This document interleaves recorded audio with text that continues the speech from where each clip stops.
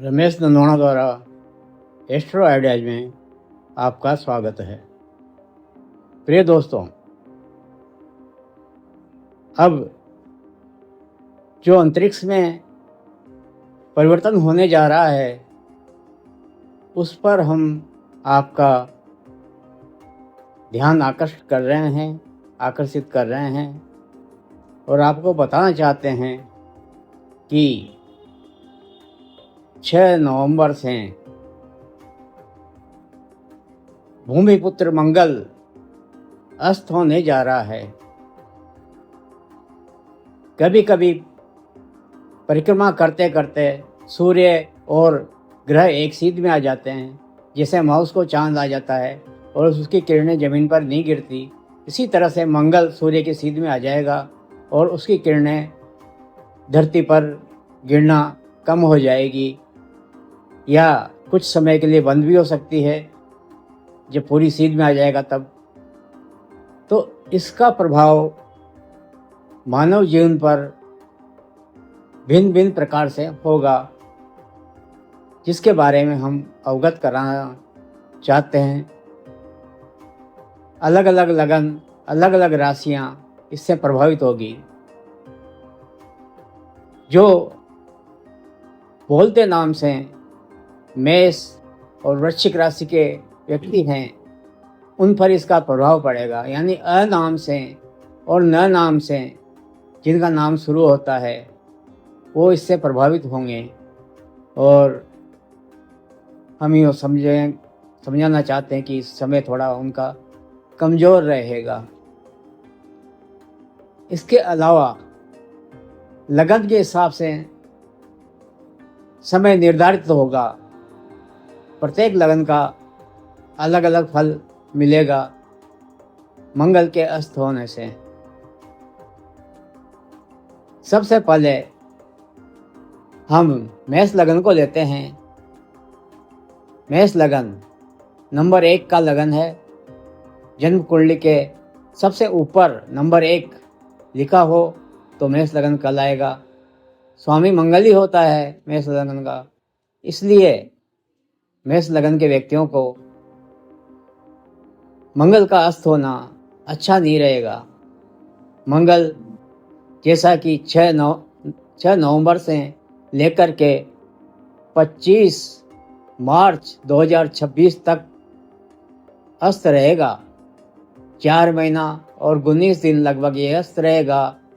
तो इस पीरियड में मेष लगन वालों का समय अच्छा नहीं जाएगा। इसके बाद हम लेते हैं जन्म लगन में जब ऊपर ही ऊपर 2 नंबर की राशि होती है तो वृष लगन कहलाता है। वृष लगन में मंगल नुकसान का स्वामी बनता है और शत्रुओं के समझो या प्रतिद्वंदियों के समझो उत्थान का स्वामी बनता है। ऐसे में जब ये कमजोर पड़ेगा तो वृष लगन वालों के प्रतिद्वंदी कमजोर पड़ जाएंगे,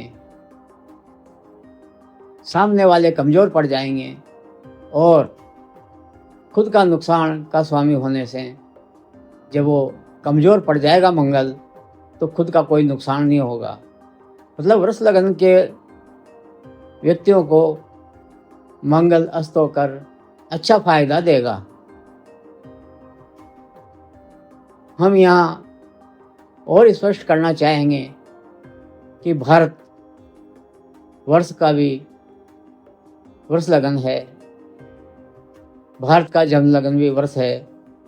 तो मंगल अस्त होकर के 4 महीना और 19 दिन तक भारत को फायदा देगा। इसके प्रतिद्वंदी जो भी हैं, जो भी प्रतिस्पर्धा करते हैं भारत से, वो कमज़ोर पड़ेंगे और भारत नुकसान से वंचित हो जाएगा, अर्थात लाभ प्राप्त करेगा। ऐसा सभी वृष लगन पर समझना चाहिए। इसके बाद हम आते हैं जन्म लगन में 3 नंबर अगर लिखा होता है ऊपर ही ऊपर तो मिथुन लगन होता है और मिथुन लगन पर चूँकि मंगल लाभ का मालिक होता है, लाभ का मालिक होने से जब ये अस्त रहेगा तो लाभ में कमी तो आएगी सही। इसलिए मिथुन लगन वालों को हम इस समय को अच्छा नहीं मान रहे हैं। इसके बाद 4 नंबर का लगन आता है जिसे कर्क लगन कहते हैं। जन्म लगन में ऊपर 4 नंबर की राशि रहती है पहले घर में, तो कर्क लगन कहलाएगा। कर्क लगन वालों को मंगल का अस्त होना, हालांकि मंगल कर्क लगन में कारक होता है, फिर भी 5वें घर का स्वामी होने से मिश्रित फल देगा, अच्छा भी देगा तो बुरा भी देगा। व्यवसाय संबंधी गतिविधियां कमजोर पड़ सकती है, लेकिन सामने वालों को लाभ स्थान होने से पंचम भाव जो दूसरों को लाभ देता है वो भी कमजोर पड़ जाएगा। इसलिए कोई कर्क लगन वालों से इस समय में फायदा नहीं उठा सकेंगे और ये इस रूप में लाभदायक बन जाएगा। इसके अलावा हम आगे देखते हैं, सिंह लगन पर जाते हैं। सिंह लगन ऊपर ही ऊपर जन्म कुंडली में 5 नंबर की राशि हो, 5 नंबर लिखा हो तो सिंह लगन कहलाएगा। सिंह लगन में मंगल भाग्य का स्वामी होता है और सुख का स्वामी होता है, और इस लगन में मंगल कारक माना जाता है, सुफलदायक ग्रह माना जाता है, और दोनों ही काम के घर हैं। सुख का घर और भाग्य का घर दोनों ही फायदे के घर हैं। ऐसे में इसका अस्त होना 4 माह 19 दिन के लिए सिंह लगन वालों को लाभदायक नहीं रहेगा। सुख शांति में कमी आ जाएगी और काम बनना में कमी आ जाएगी, काम अटकने लग जाएंगे, ऐसा आप समझ सकते हैं। इसके बाद हम आते हैं कन्या लगन पर। ऊपर ही ऊपर जन्म लगन में 6 नंबर की राशि होने से कन्या लगन बनता है, और कन्या लगन वालों के लिए मंगल अकारक होता है, अशुभ फलदायक होता है, यानी टेंशन का स्वामी होता है, और चिंता फिकर का स्वामी भी होता है। तो टेंशन और चिंता फिकर में, दुखों में कमी लाएगा, पैसे रुक जाने पर रोक लगाएगा, यानी पैसों की प्राप्ति होना संभव होगी, उसमें मदद करेगा ये मंगल का अस्त होना। कुल मिला के कन्या लगन वालों के लिए इसमें टेंशन में कमी आएगी और फायदेमंद ही रहेगा। इसके बाद हम आते हैं 7 नंबर के लगन पर, जिसे तुला लगन कहते हैं। जन्म कुंडली में ऊपर ही ऊपर के पहले घर में 7 नंबर की राशि होने पर तुला लगन बनता है।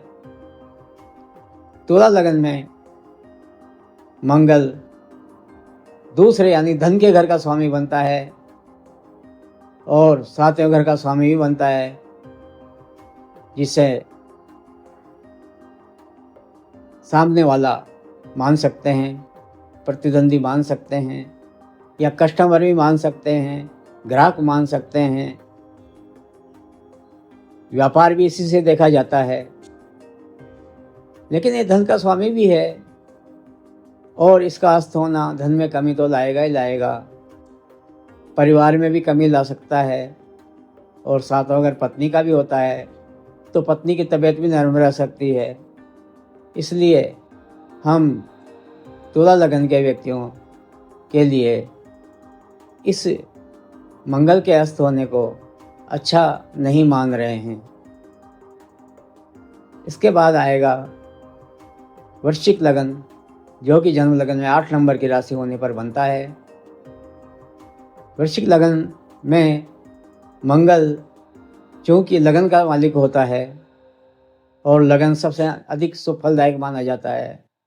लगन का मालिक होकर के ये जब अस्त होगा तो लगन को कमज़ोर करेगा और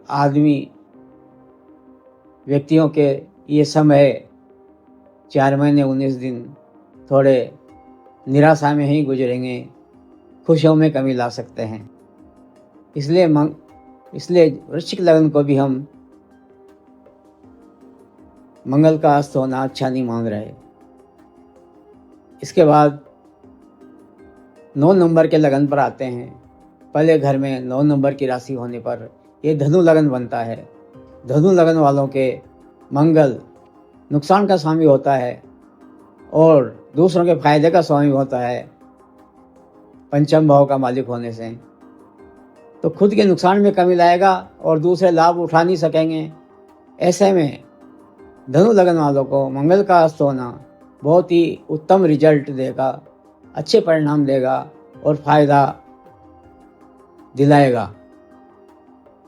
इसलिए धनु लगन वालों के लिए हम मंगल का अस्त होना बहुत अच्छा मान रहे हैं। इसके बाद आता है मकर लगन।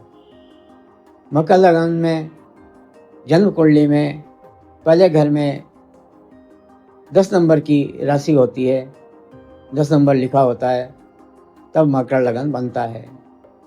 मकर लगन में चूँकि मंगल सुख का स्वामी बनता है और फायदे का लाभ का स्वामी भी बनता है, इसलिए दोनों ही घर काम के हैं और ऐसे में इसका अस्त होना सुख में कमी ला सकता है और फायदे में भी, इनकम में, आमदनी कमाई में, सफलताओं में इत्यादि में कमी ला सकता है। इसलिए मकर लगन वालों के लिए भी इसका अस्त होना फायदेमंद नहीं रहेगा। इसके बाद आते हैं हम कुंभ लगन पर। कुंभ लगन में जन्म लगन में 11 नंबर की राशि अगर लिखी हुई हो तो कुंभ लगन कहलाएगा और कुंभ लगन वालों के लिए मंगल स्वास्थ्य का स्वामी बनता है, तीसरे घर का, और साथ ही 10वें घर का मालिक भी बनता है जो व्यवसाय का घर है। इसलिए दोनों स्थिति में इसका कमज़ोर पड़ जाना कुंभ लगन वालों के लिए अच्छा निकल आएगा, स्वास्थ्य कमज़ोर हो सकता है। अंत में 12 नंबर का लगन आता है जिसको कि मीन लगन कहते हैं। जन्म लगन में 12 नंबर की राशि होने पर या 12 नंबर लिखा होने पर मीन लगन बनता है और मीन लगन में मंगल दूसरे घर का स्वामी बनता है और तकदीर का स्वामी भी बनता है। ऐसे में ये बहुत ही इस लगन के लिए कारक बन जाता है और इसका कमज़ोर पड़ जाना, अस्त हो जाना 4 महीने 19 दिन के लिए कार्यों को बनने से रोक देगा और धन में कमी लाएगा और पारिवारिक स्थिति भी कमज़ोर हो सकती है, परिवार का सहयोग मिलना में कमी आ सकती है और आर्थिक लाभ में भी कमी ला सकता है।